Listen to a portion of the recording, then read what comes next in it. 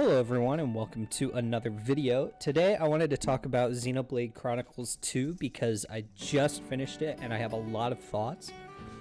If you're interested in more coverage of games, mostly JRPGs, but all sorts of other stuff, please consider subscribing and hitting the like button. That helps out a lot. And yeah, let's just jump in. The first thing I wanted to talk about was the exploration, because I think it's one of the most important aspects of Xenoblade is the wide open level design and the way that it ties together the story segments while also being a reward in and of itself. Like when you see that landmark pop up or the secret area pop up, those are moments that always feel rewarding, particularly in the main story. Like if you're in a dungeon in a Xenoblade Chronicles game and you get that landmark sign, you think, oh, I've just reached a checkpoint, and that's really fun. So I think Xenoblade 2 does an excellent job of that. I think it does it better than 1, because 1 felt really small in comparison. And not that it felt like, tiny, but the Bionis and the Mechonis are two different entities, and there are only so many different kinds of locales you can have in them. With Xenoblade 2, it felt like the art team was really firing on all cylinders. Like Leftheria and Moradane in particular feel really distinct from one another, and you get your standard deserts and your snowfields and all of that. The fact that these are places that are built in and around these massive living creatures really lent credence to the idea that this is a symbiotic relationship. So yeah, I loved that. I loved the way that Xenoblade 2 enhanced the exploration, because I think Xenoblade 1 had large levels, but they weren't big enough to feel novel the way that they do in Xenoblade 2. Moving on, I think the next step for me is talking about the characters and the plot. Xenoblade 2 is definitely more interested in the lore of its world than the central conflict of its world, because the game doesn't exactly spell it out what exactly the central conflict is until about 4 hours in or so, and even then at the beginning it's more of a story about being on the run than it is, trying to reach a goal. Yes, there is the goal of reaching Elysium that is set by Pyra at the beginning, but beyond that, you kind of are just floating and you don't really know what to do, and you're sort of searching for clues and everything. And in that way, I think actually Rex serves as a really strong protagonist, because he has a sense of goodness in him that is refreshing. I think it's similar to Shulk in a way, but also dissimilar, where Shulk was driven by vengeance and a need to fulfill some kind of preconceived duty that he had, even if it was just for himself. Shulk was setting out with a goal, whereas Rex, I think the thing that stuck out to me was that he never said, I want to do something. He always said, I will do this because somebody else wants it. And I think that's a pretty distinct way of writing two protagonists. And for him, it's coming from a good place. And the story's kind of about him taking responsibility for his own desires. And I think it really worked out in his favor. I will say I liked Pyra and Mithra. I do think they were weirdly handled in the sense that it felt kind of strange that after Mithra is revealed, Pyra is still around, because it felt like, oh, Pyra is just this sort of front. But then they, further into the game, they sort of treat them as two different characters. And that's always struck me as kind of weird. And I still can't quite get my head around it. Spoilers for the ending, for most of the game from here. I do think it doesn't fix things for them to be separate people at the end, because they started as the same person. And like, I can understand it on like a conceptual level, but the game didn't frame it that way, so it was hard for me to wrap my head around that. But overall, I really liked their arc, and I think they do a good job of being an equal protagonist to Rex. Even though Rex doesn't have a lot going on a lot of the time.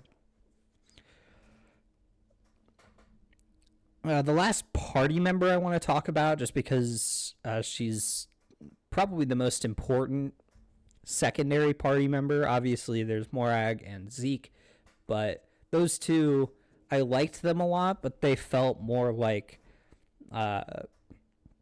background party members. Tora, I felt like, he and Poppy were fun, but they weren't, you could take them out and I wouldn't feel really one way or the other about them. Nia, I think, had the most complete character arc, from being kind of closed off and not wanting to appear as though she cares, and then her reveal as a blade, as a flesh eater, and her sort of self-acceptance and saying, no, I do care. I think that was really well done. And I think it helped to humanize the Blades in some way, because I think prior to that moment, yes, we had Pyra and Mithra, yes, they had always been characters, but I think in that moment it really became clear that, like, oh, anybody could be a Blade, or something like that, like, and there might be reasons for somebody to conceal their identity for one reason or another. So I thought that was really powerful, really well done. That dungeon wasn't my favorite, but I will take a good character moment over anything else. Next up, I'll talk about these two in the same breath, I think Jin and Malos are by far my favorite villains in the Xenoblade franchise. I think Jin and Malos felt, and the rest of Torna felt so alien to me. Being designed by Tetsuya Nomura and having that very specific kind of design sensibility really lent a feeling of like these are people who are completely at odds with the main cast and are completely opposed, and they will never be able to come to terms with that. And then they do a good job with making Jin kind of undergo the transformation back into a more sympathetic character. And I think they did a really good job making Jin and Malos not too... They don't really forgive Jin or Malos, but they do a really good job making them characters and making them threatening while also making them believable. And, I think they did a really good job with tying up all of the stuff that was teased in Xenoblade 1 with Klaus and the conduit and all of that stuff. I thought that was pretty solid. It was really cool to see that, these two narratives are, in fact, taking place at the same time. I think, Elysium was really cool, and I think it did something really neat where one of my favorite tropes, I guess, in fantasy is when you're in a fantasy world, everything looks about normal, and then the ruins of that world are 21st century suburb architecture, and there's in Elysium there's a church and a bike and swings and stuff like that, and I thought that was really well done, and it was almost sort of haunting, we were expecting this sort of paradise, but what we found is desolation. I thought that was really interesting. Unfortunately, I do think the narrative started out a bit slow and didn't really find its footing until, I would basically say, until More Ardain. I think that section of the plot ended up being really strong with Lila and with all of the sort of mystery, and then Bonner reveals himself, and then you get this big fight with Torna, and then you sort of have your first real fight with Jin, and so on and so forth. So I think after that, I would say the game gets really good and continues to sort of hook the player. And then, I would say the last 4 chapters, from chapter 6 to chapter 10, are all really good and are really sort of, they're page turners is the best way I could put it. They make a point of being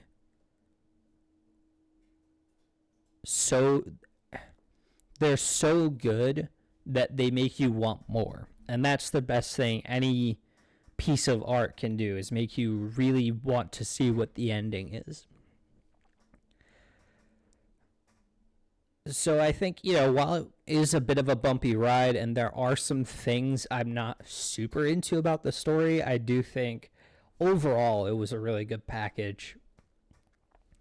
Uh, the last thing I want to touch upon is the combat. The combat is drastically different from the first Xenoblade, even though it has the same bones with like auto attacks and arts and break, topple. In this game, it's break, topple, launch, smash. Whereas in the first Xenoblade, it was just break, topple, daze.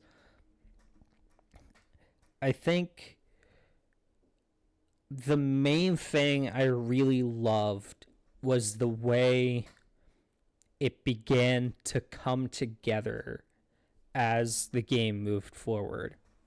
Now, the game does not do a good job of tutorializing any of the combat mechanics. And it has a really bad habit of just making you read a bunch of stuff in order to barely understand what's going on, along with a lot of back end stuff that the player is just not privy to. But that all aside, I think, if you watch some guides and you figure out, like, okay, this is what I want to do with my blades, and, this is the best way to set things up, I think the combat really starts to come together. My favorite blade to use was Mithra. I really thought that it was fun to just kind of crit spam all over the place and just spam arts and stuff. Like, I think that's fun. And I really only scratched the surface of the combat system. I barely used Zeke and Morag. And I really stuck to one style of play throughout most of the game. But, I mean, I could really see myself diving in and saying, okay, I'm going to spend a lot of time optimizing this combat system. And, having fun with it and experimenting. And I think that's something that Xenoblade does really well, is balancing between not making, your main playthrough too teeth grinding, where like you're just gonna be frustrated the whole time, but also leaving enough room after the fact for experimentation and optimization. I think it's really cool and it's really well done here. Unfortunately, it is hampered a bit by the blade mechanic, because random chance to obtain gear is never fun, especially in a single player RPG where you're not, where the difficulty is not is kind of a numbers game, but is also kind of skill based. And I don't know, I think there was probably a better way to handle the blade mechanic, even if they wanted to gate, because they already have certain blades gated to specific characters or specific side quests. So it is odd to me that they also had to add this whole gacha system when it doesn't really help. But overall, I think the combat and gameplay design was a massive improvement over Xenoblade 1's. Even though I tended to enjoy Xenoblade for what it was, I think Xenoblade 2 does a really great job of even just stuff like making the auto attacks feel like they are hitting and making them feel substantial. I think that's super important. So that was great. And overall, I think Xenoblade 2, I think a lot of people tend to look at it as a little overly tropey with stuff like fan service, and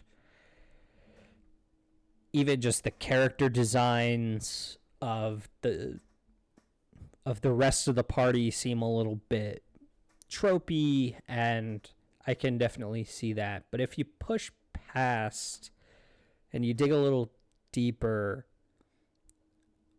I think you have a product that's just as good as the original Xenoblade, and one I was really hooked by even just a few hours in because of the changes that were made. I think it really appealed to me specifically in a way Xenoblade 1 kind of wasn't able to manage. So I would recommend it to basically anyone who enjoyed the first Xenoblade game or maybe played Xenoblade 3 and is considering jumping into some of the earlier ones. I would, of course, recommend playing Xenoblade 1 because Xenoblade 2 is a direct sequel in a way that, they're not strictly connected, or they are connected, but you don't have to play 1 to play 2 in order to understand 2, but it helps, and it doesn't, Xenoblade 1 pulls out the rug from under you, and Xenoblade 2 kind of clarifies what was going on. So, yeah, I had a really good time, and I'm really looking forward to doing my replay of 3 and then finally playing Future Redeemed. First, I'm going to be playing Torna, and I'll be talking about that when I'm done with that. And, yeah, thanks for watching. Remember to like and subscribe if you enjoyed, and have a great rest of your day.